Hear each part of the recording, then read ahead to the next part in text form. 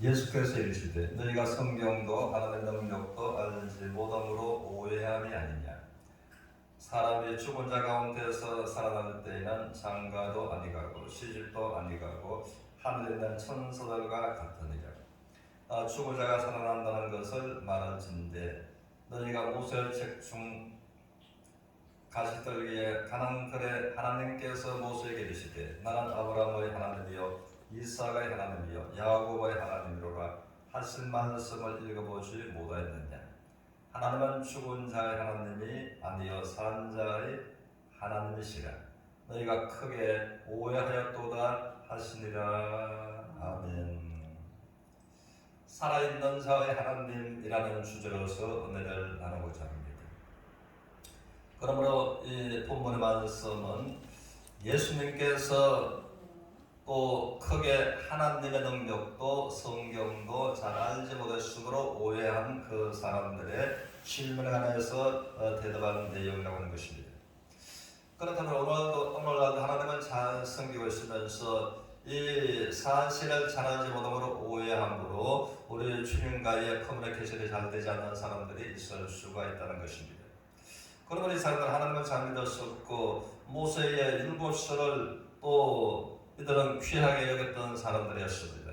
그런데 주님 앞에 가지고 나온 질문은 부활에 관한 것이었는데, 그러므로 이제 7 형제가 있었고, 그러므로 이제 첫째 아들이 결혼을 하고서 후사가 없이 죽었고, 또 형을 위해서 후사를 잊고자 해서 또 형수를 아내로 맞이하고서 마지막 7째까지 다 그랬지만은 또 후사가 없어서 또 마침내 다 7형제도 죽었고 또 그 아내도 죽었으므로, 그러므로 7형제가 다 한 여인을 아내로 맞이했으므로 부활 때에 누구의 아내가 되겠습니까? 라는 질문이었습니다.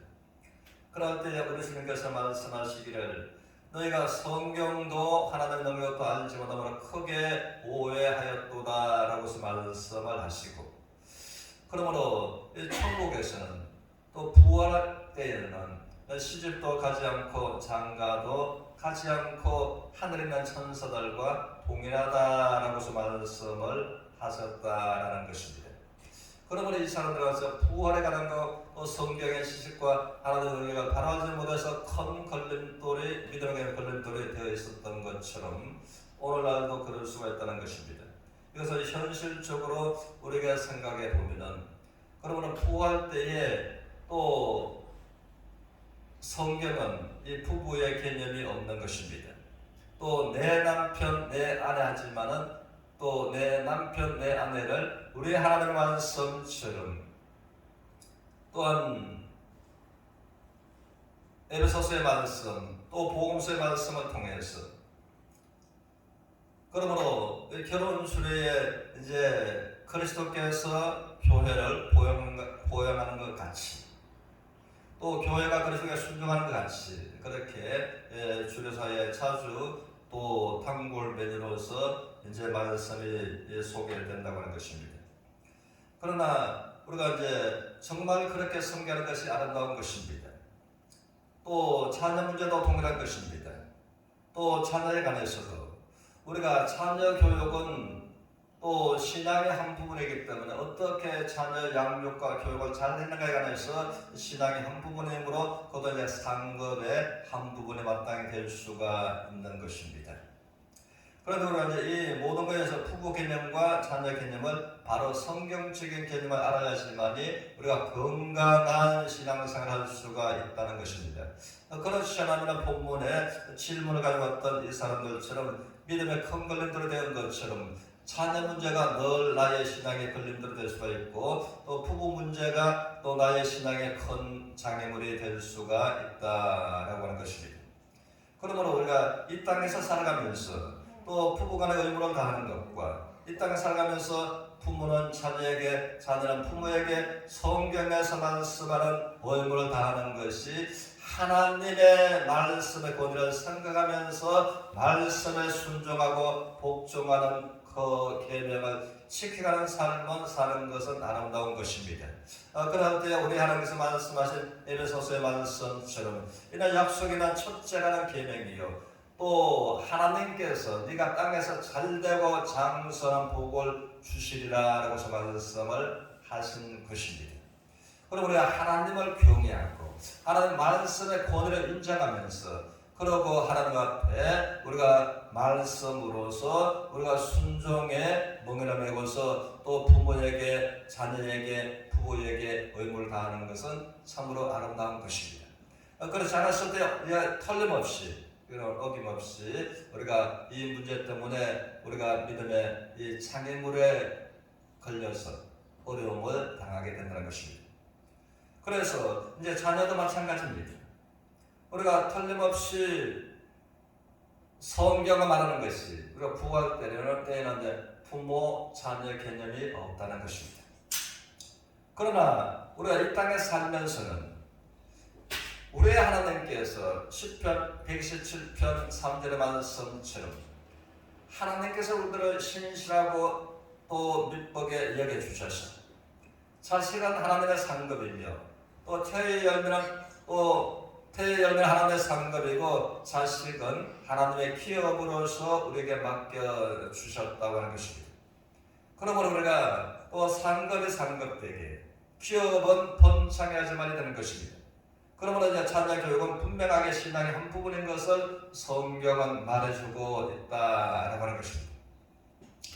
우리가 이제 성경적인 인물들에 관해서 보면은 또 모세의 어머니가 그랬고 사무엘의 어머니가 그랬고 이제 그들은 어떻게 잘 또 자녀 교육과 양육을 했을 때에 하나님의 나라가 그들로 통해 또 확장되고 하나님께서 백성들이 그들로 하여금 하나님께 영광을 돌리게 우리 하나님께서 또 사용하셨고 축복하셨다라고 하는 것입니다.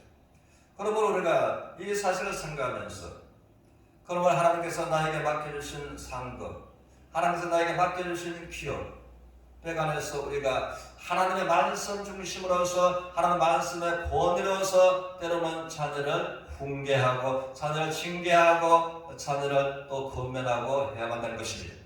그러나 우리가 모든 것에 대해서 또 성경에서 또 되지 않는 것이 아니라 우리가 이제 사무엘을 보면 그렇습니다. 또 사무엘의 자녀들은 부모의 사무엘의 모습을 따르지 않고 라고서 말씀한 것처럼 우리가 엘리처럼 되어서는 안 되겠지만은 그러나 자녀에 관해서 너무 무거운 마음으로서 그러는 것이 아니라 우리 하나님의 은혜를 구하고서 하나님 앞에 기도하고서 하나님 말씀의 권위를 인정하고 말씀에 맡기고 말씀에서 그렇게 건면하고 또 훈계하고 때로는 징계하고 그 이상에 관해서 우리가 매이지 않고 하나님 앞에 맡기고 그러나 중요한 건 내가 그렇게 했느냐라는 것은 대단히 중요한 것입니다. 그리고 부부의 개념에 관해서 이 땅에서 우리 하나님께서 이제 결혼의 멍에를 메어 주셨습니다.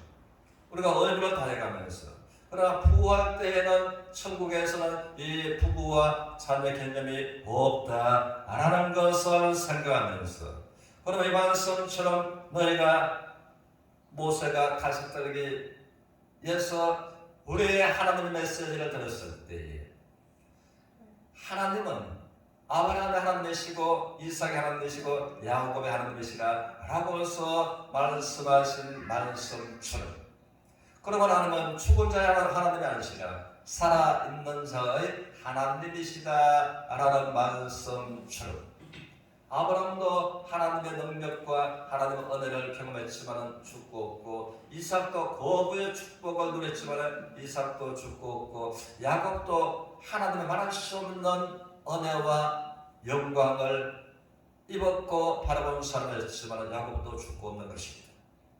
그러나 아브라함과 이삭과 야곱과 함께 하셨던 그 하나님은 지금도 살아계시고 살아있는 우리와 함께 하신다라고 하는 것입니다. 그럼 우리는 아브라함처럼 이삭처럼 야곱처럼 살아계시는 그 하나님을 우리가 경험할 수가 있는 것입니다. 그럼 우리가 또 하나님은 욥기서를 통해서 말씀하시기를 그러면 너는 열조의 터득한 일을 배우고서 옛시대 사람들에게 찾아가서 물어라 라고서 말씀을 하십니다. 그 연초와 옛시대 사람들은 성경 안에서 또 하나님의 축복을 받았던, 하나님의 은혜를 입었던, 하나님의 능력을 경험했던 성경 속에서 그 믿음의 인물들, 믿음의 조상들에게 찾아가서 그들한테 묻고 그들에게 터득한 비결을 배워서 너도 살아계신 하나님을 경험하라 라고서 하나님의 시대를 초월해서 우리에게 메시지를 던지고 계시는 것입니다. 그리고 우리 주님의 말씀처럼 너희가 성경도 하나님의 능력도 알지 못함으로 크게 오해하였도다 라는 말씀에서 우리가 여기에서 오해에서 벗어났어. 성경과 하나님의 능력을 알고서 우리의 하나님께로서 믿음으로서 나아가고 부활 때에 영광의 주님을 바라보는 서로가 되시기를 주님 이름으로 축원합니다.